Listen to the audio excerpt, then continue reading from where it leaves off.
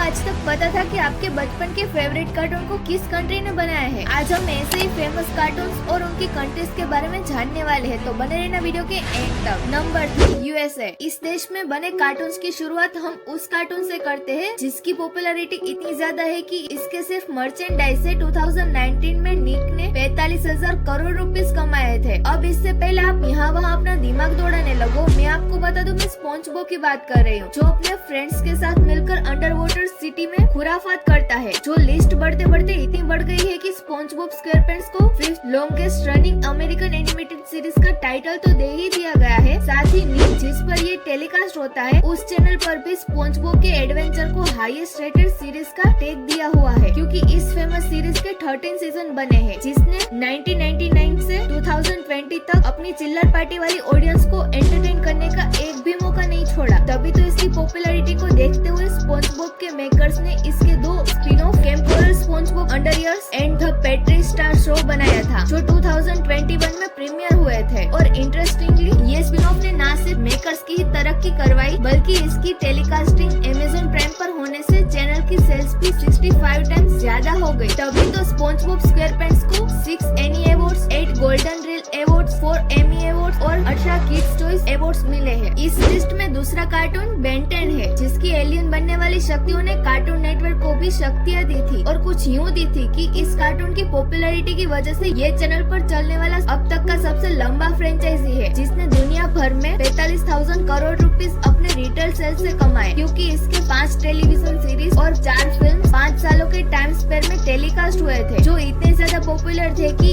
इन्हें 3 Emmy awards तक मिल चुके हैं। और अपनी इसी तरक्कियों को और बढ़ाने के लिए कार्टून के makers man of the action studio और कार्टून नेटवर्क स्टूडियोज मिलकर बेन 10 के live action streaming, robot series और स्पिन ऑफ सीरीज पर भी काम कर रहे हैं, ताकि एक बार फिर अपने सीरीज से वो ऑडियंस का दिल जीत सके। Number 2, Japan. अब लिस्ट में बारी आती है उस कार्टून की जिस कार्टून को शायद ही किसी इंट्रोडक्शन की जरूरत होगी, क्योंकि वो तो अपने पॉकेट से तरह तरह के गैजेट्स निकालकर हमारे बचपन को रंगीन करता था। जी हाँ, ये वही डोरेमोन है जिसके आगे कॉन्सेप्ट को दुनिया में लाने का श्रेय जापान के फुजियो को जाता है, जिन्होंने इस कार्टून को आज से 50 साल पहले 1973 में पहली बार टीवी पर लाया था, जिसके बाद इसकी पॉपुलैरिटी इतनी बढ़ गई कि 1979 और 2005 के बीच इसके 2 और वर्जन निकले। यही नहीं बल्कि 70 से लेकर आज तक डोरेमोन के 43 फिल्म्स बन चुकी है, जिन फिल्मों से 2020 तक उसने करीब 12,000 करोड़ का बिजनेस किया है। और करेगा भी क्यों नहीं, क्योंकि डोरेमोन का पागलपन जापान के साथ ही दूसरे एशियन कंट्रीज और यूएस तक जो फैला हुआ है, जहां डोरेमोन के मेकर्स ने सिर्फ मर्चेंडाइज की बिक्री से ही 31,000 करोड़ की कमाई करके अपना नाम अब तक के हाईएस्ट ग्रोस मीडिया फ्रेंचाइजी में सुनहरे अक्षरों से लिखवाया है। Number 1, UK. आपने बचपन में मम्मी पापा से कई राजा रानी की कहानियाँ सुनी होगी, ठीक ऐसे ही एक काल्पनिक कहानियों से थॉमस एंड फ्रेंड्स का जन्म हुआ था, जिसकी शुरुआत तब हुई जब यूके के रेवरेंड विल्बर्ट ऑड्री के बेटे क्रिस्टोफर ने अपने पापा से बेड टाइम स्टोरी कोलैबोरेट करने की मांग कर दी, जिसे पूरा करने के लिए ऑड्री ने 1945 में द रेलवे सीरीज नाम की एक किताब को जन्म दिया, और इसी किताब के पन्नों को एनिमेशन का टच 1984 में Thomas the tank engine and friends के रूप में मिला, जिसके लिए यूके के प्रोडक्शन ब्रिट ओलक्रॉफ्ट ने ऑड्री को लगभग 50 लाख देकर इसके राइट्स खरीदे थे, जिसका सौदा इतना ज्यादा सफल हुआ। सीरीज के पहले ही एपिसोड में थॉमस को 85 लाख लोगों की व्यूअरशिप मिली, जो ऑडियंस का नंबर और प्यार दोनों ही बढ़कर इतना बढ़ चुका है कि थॉमस आज दुनिया के लार्जेस्ट प्री स्कूल टॉय और टेलीविजन फ्रेंचाइजी में अपनी जगह बना चुका है, जिसके चलते उसकी साल भर की इनकम कुछ 7629 करोड़ हो चुकी है। हालांकि जिस थॉमस ने बच्चों को 585 एपिसोड तक एंटरटेन किया था, उसने 37 साल बाद 2021 में अपना आखिरी राइड लेते हुए और ऑडियंस को फाइनल वाला गुड बाय बोल दिया। अब यूके की कार्टून में अगले नंबर पर है वो जिन्होंने बिना डायलॉग्स की ही इतनी ज्यादा पॉपुलैरिटी हासिल की थी कि उसे पूरे 52 देशों में टेलीकास्ट किया गया था। एकदम सही, मैं Mister Bean the animated series की बात कर रही हूँ, जिसके रंगीन कैरेक्टर ने तो वैसे तो 1919 में टीवी पर एंट्री करी, किंतु 1985 में जब इन्होंने लोगों को अलविदा कहा, तब उनके फैंस ये बात भाई नहीं, जिसके बाद मिस्टर बीन के करता धरता खुद मिस्टर बीन उर्फ रोवन एटकिंस ने उसको एनिमेशन का तड़का देने का निर्णय किया, जिसके बाद 2002 में मिस्टर बीन ने फाइनली ब्रिटिश चैनल ITV1 पर 11 मिनट के एपिसोड के साथ साथ अपना कमबैक किया, जिसमें 2002 से 2004 तक कुल 52 एपिसोड्स में Mister Bean, Teddy, Mrs Wicket ने लोगों को अपनी कॉमेडी से खूब हंसाया, पर पब्लिक डिमांड की वजह से उसे 10 साल बाद 2015 में वापस रिवाइव किया गया, जिसमें नए 78 एपिसोड तो बने ही, साथ ही लोगों को इसमें चुप रहने वाले